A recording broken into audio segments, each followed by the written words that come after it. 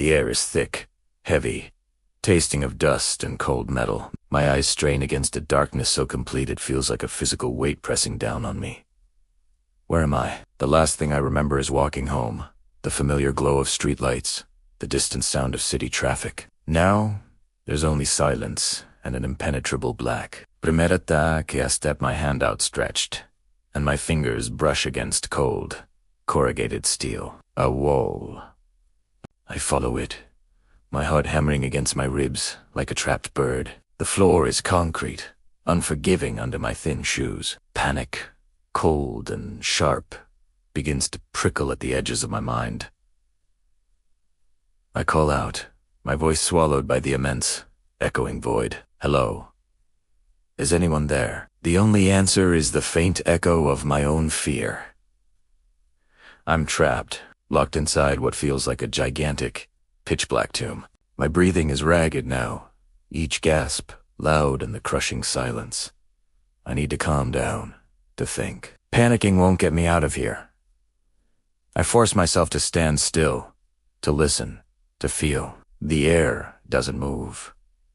There are no drafts, no hints of an open door or a broken window. It's a sealed box. I take a few more tentative steps into the open space, away from the wall, my arm sweeping in front of me like a blind man's cane. My foot scuffs against something, and I look down. At first, I think my eyes are playing tricks on me, a desperate hallucination born from the dark.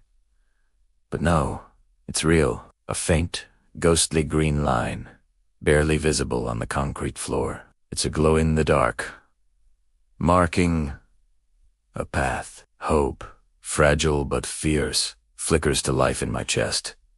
A path means direction. Direction means a destination. And a destination might mean an exit. I crouch down, my fingers tracing the faint phosphorescent paint. It's old, chipped in places, but it's a continuous line leading off into the oppressive blackness. I have a choice.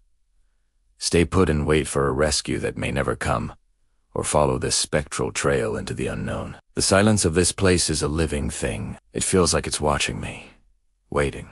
Every shuffle of my feet, every rustle of my jacket, sounds like a gunshot in the stillness. But standing still is a surrender, and I'm not ready to give up. With a deep breath that does little to steady my nerves, I start walking, my eyes locked on the faint green ribbon unwinding before me, one foot in front of the other. That's all I have to focus on. The green line is my entire world. It curves gently, guiding me through what feels like an endless cavern. I try to imagine what surrounds me, but my mind can only conjure up terrifying possibilities. Stacks of crates towering over me. Strange, silent machinery, or whose empty, cavernous space. The not knowing is a special kind of torture. The line is my only anchor in this sea of uncertainty. I wonder who painted it. Was it for workers on a night shift, or was it for someone else who found themselves trapped here, just like me? Was this their path to freedom, or did it lead them to something worse? I push the thought away. I can't afford to let my imagination run wild. I just have to keep moving. Follow the line. The path makes a sharp right turn. I follow it, my hand still sweeping the air in front of me, just in case. The silence is broken by a sudden, high-pitched click. It's a sound that doesn't belong. A mechanical intrusion into the organic quiet. I freeze, every muscle in my body tensing. For a heart-stopping second, nothing happens. Then, the world explodes in a blaze of sterile, white light. A motion sensor, harsh industrial floodlights flicker on, one after another, in a deafening cascade of buzzing electricity.